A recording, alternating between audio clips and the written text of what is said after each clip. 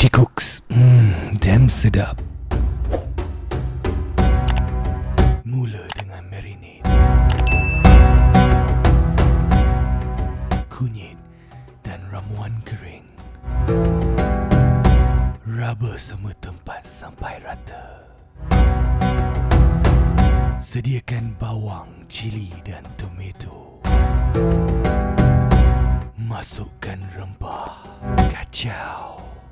Masukkan bawang, kacau lagi.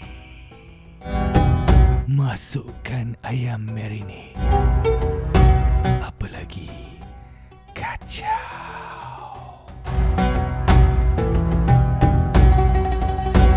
Masukkan tomato dan biarkan mendidih. Kelapa dan cashew nut. Masukkan krim. Kacau lagi. Kacau. Hujankan daun ketumbar. Enjoy.